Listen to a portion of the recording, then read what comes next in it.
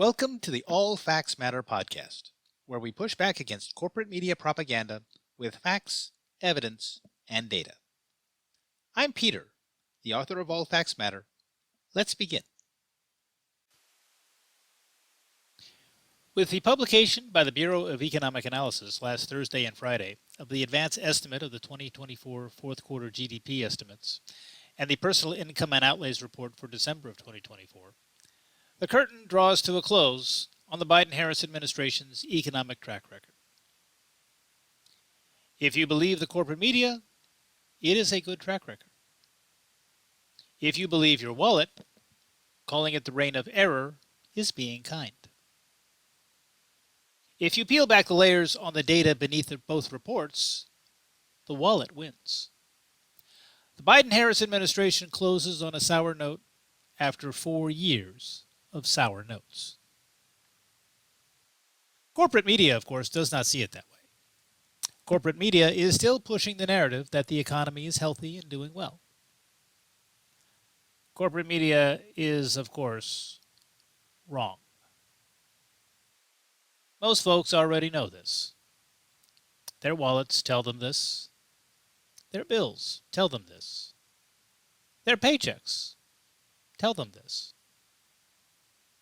The data tells them this as well.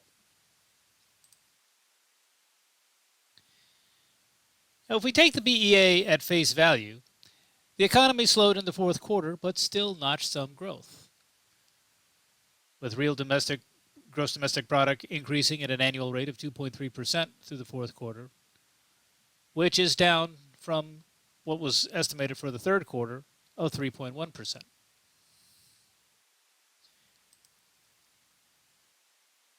As NPR demonstrates, the corporate media always takes the BEA at face value,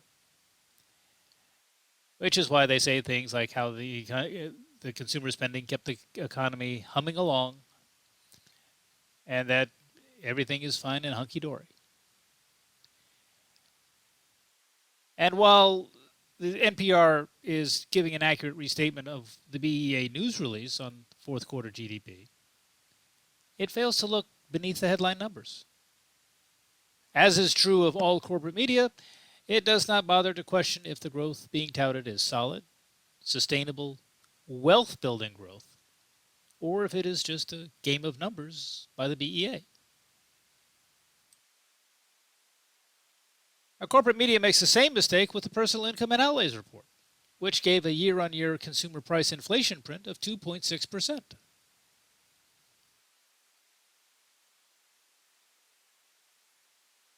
Now, CNBC's approach to the inflation data was to talk up the Fed's deluded belief that their holy grail of 2% year-on-year inflation is almost here.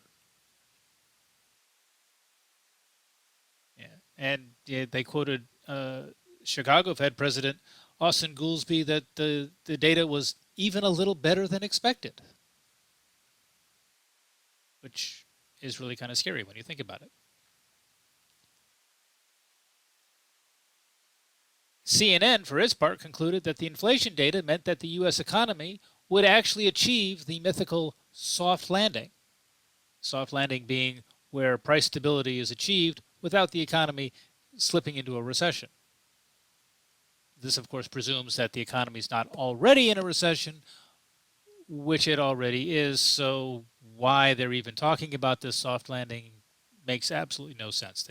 It's more indication that they are not paying attention to the data or what it's been doing for months, if not years.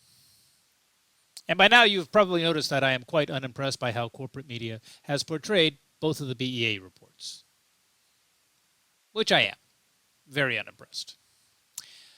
So let's explore some of the ways that corporate media missed the mark.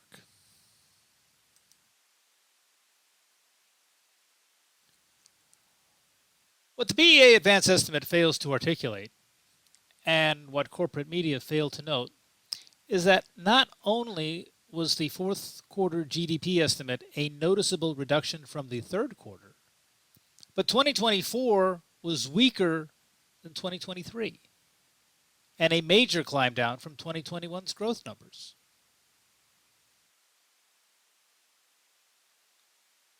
Biden's GDP results are also a climb down from Donald Trump's first term.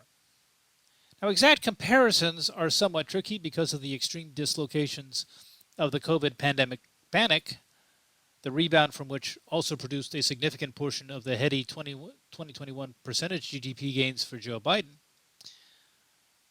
However, if we set aside 2020 and 2021 as pandemic years, we can compare President Trump's 3 pre-COVID years with Joe Biden's 3 post-COVID years. And on a quarter-by-quarter basis, President Trump, before the COVID lunacy, turned in better economic results than Joe Biden did after the COVID lunacy.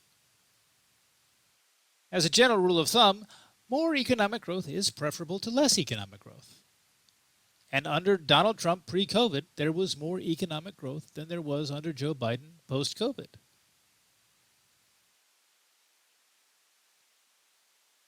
Now, underscoring the growing economic weakness in this country, during the Biden-Harris administration, savings in this country sank below levels recorded during President Trump's first term pre-COVID. And if one restates the overall savings in 2017 dollars, the drop is even more pronounced. After the dislocations of the COVID pandemic panic were digested in 2020 and 2021, real savings during the Biden-Harris years rarely reached as high as the lowest savings figure for Trump's first term pre-COVID. And when we look at the inflation data, we can easily divine the reason for the deterioration in savings: income erosion.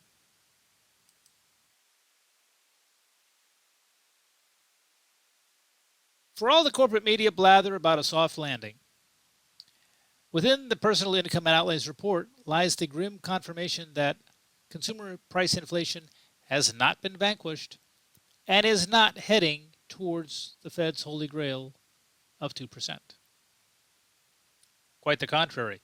Headline consumer price inflation per the PCE price index, which is the Federal Reserve's preferred inflation metric, has been heating up in recent months, as the chart shows. And even the year-on-year inflation rate has been ticking up during the fourth quarter.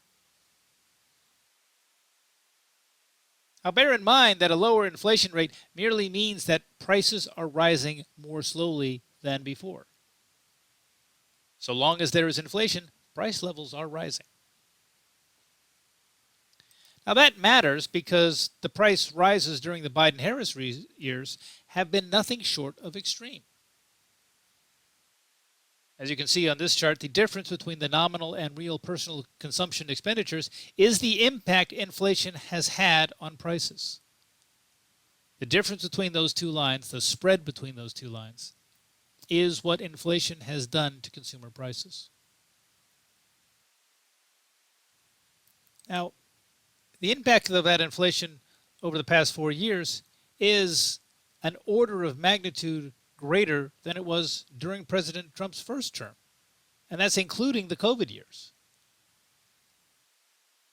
And as we can see from the chart, while personal consumption expenditures in real terms have increased at more or less a steady rate since 2017, the COVID years accepted, the nominal expenditure rates have increased at an accelerated rate since 2021 and have remained elevated ever since. And that acceleration, that's Biden inflation. And even during the Obama years, inflation did not take as big a bite out of household budgets as it has under Joe Biden. And how big a bite has that inflation taken out of the household budget? Well, consider the growth in personal income versus that of personal consumption expenditures since the start of the first Trump administration. Right before the COVID pandemic panic, under President Trump's economic stewardship, personal income growth outpaced expenditures growth. And note, this chart, we're looking at the real figures, so this is factoring inflation in. Now, by the end of 2024, on the other hand, it is clear that the expenditures growth has overtaken and outpaced personal income growth. So from 2020, where incomes were growing faster than expenditures, 4 years later, expenditures have grown faster than incomes. Now, when people's incomes grow less than their expenses, that's not a sign of economic health. Not for a society, not for an economy, and certainly not for the person. And if we zoom into 2021 and focus exclusively on the Biden-Harris administration, the disparity between incomes and expenditures becomes even more apparent. The overall trend for the Biden-Harris administration has been one of declining real personal income in this country, coupled with rising real personal consumption expenditures. That's not a good trend. That's not a good combination of trends. In real terms, the average American is demonstrably worse off now than at the start of the Biden-Harris administration. And a primary cause has been the inflation that has occurred during that time.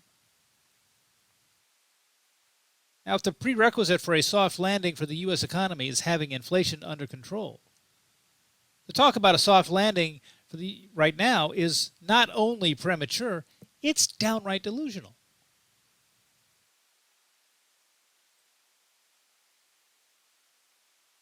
Now, as I have argued many times in the past, the real damage from consumer price inflation lies in the distortion of price patterns. And the inflation report gives us yet another example of that distortion. If we track the breakdown of personal consumption expenditures among durable goods, non-durable goods, and services from 2009, we see that durable goods were where the bulk of expenditure growth has historically occurred. We spend far more money buying things that last, historically speaking, than we do things that don't last or services which are transient and disappear as soon as they're bought. And even if we look from Trump's first term forward, that pattern still holds true. That we've spent more money and an increasing amount of money on durable goods than on non-durable goods or services. But during the Biden-Harris administration, however, that pattern has been scrambled, with services being the primary source of expenditures growth. Why is this significant? Bear in mind that service expenditures have no lasting presence. Once a service is consumed, it and the money with which it was purchased are gone. There is no residual wealth effect to be derived from service consumption. Durable goods are, to varying degrees, assets. They last, and that means they have residual value. That's why there's a secondary market for things like used cars. Because even when we're ready to get rid of a car, it still has value. That's what residual value is. That's the wealth effect of durable goods.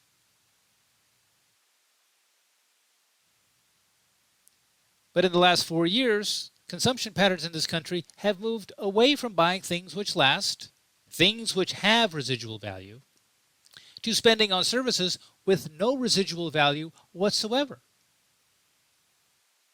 Now, one does not need a PhD in economics to see the flaw in moving away from spending with residual value to spending with no residual value. By definition, America is getting less bang for its consumption buck now than it was pre-COVID.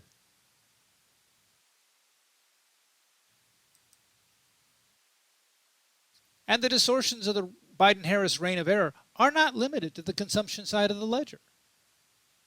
As we can see, wages have been bent as well.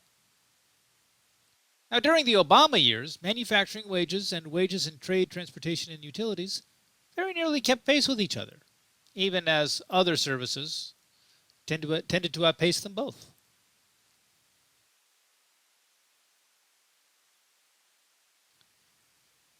During the Trump years pre-COVID, manufacturing wages and wages in trade, transportation, and utilities actually fared better. And it was not until the COVID pandemic panic that manufacturing wage growth fell relative to other wage categories.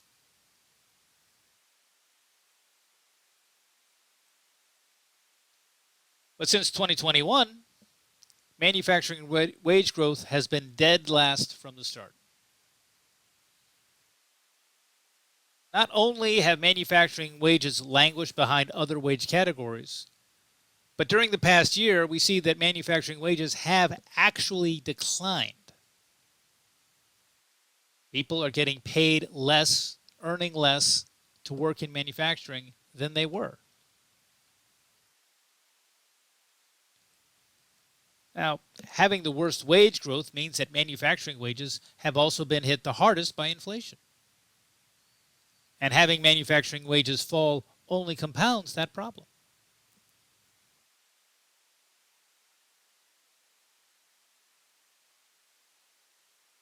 The insanity of corporate media propaganda on the economy comes from their dogged refusal to look beyond the headline numbers. Corporate media analysts simply will not look at the inflation breakdowns by category of expenditure. With the same studied indifference to the details that has become the hallmark of the experts at the Federal Reserve, they do not look at the details within the consumption data, nor do they look at the details within the wage data. Neither will they look at the longer-term trends in GDP growth. They refuse to look farther than the most recent quarter or the most recent year. And 2022 is as far removed from the corporate media consciousness as is 1992 or 1932.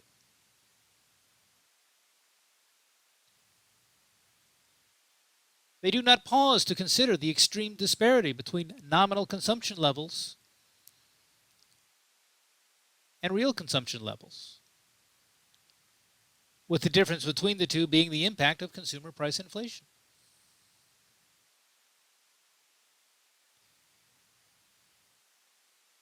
They do not pause to consider the impact of declining real personal income coupled with rising personal consumption expenditures.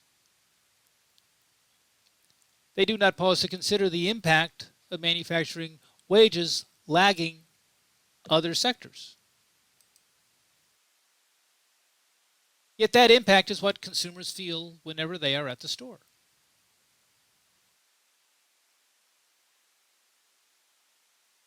The impact of shrinking real incomes is that consumers have less money with which to buy things. The impact of rising real expenditures is that consumers have to spend more money to buy things. And the impact of lagging manufacturing wages is that workers are being shunted out of higher income jobs into lower income jobs. Workers are seeing prosperity slip away from them. And that consumers are feeling these impacts puts the lie to the notion that the economy is at all healthy and in a good place. It is not in a good place, and it has not been in a good place for quite some time. And the economic data beneath the headline numbers makes that absolutely certain.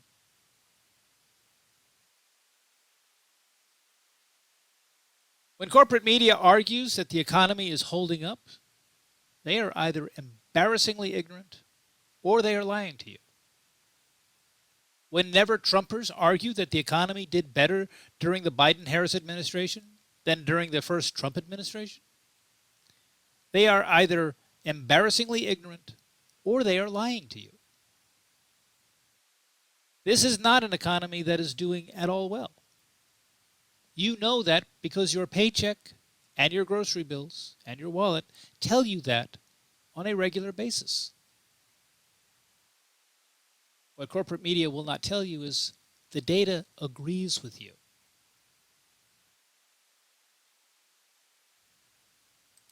And that concludes this presentation. I hope you found this podcast helpful and informative. Please like it and share this with your friends. Word of mouth is how I publicize my work. Please also consider making a one-time donation or becoming a paid subscriber to All Facts Matter. Your support is what keeps this work going, and I greatly appreciate all of my subscribers. Without you, this work would have no meaning. I encourage everyone to be especially generous with feedback. Leave a word or two in the comments section so that we can keep the discussion going and that we may learn from each other.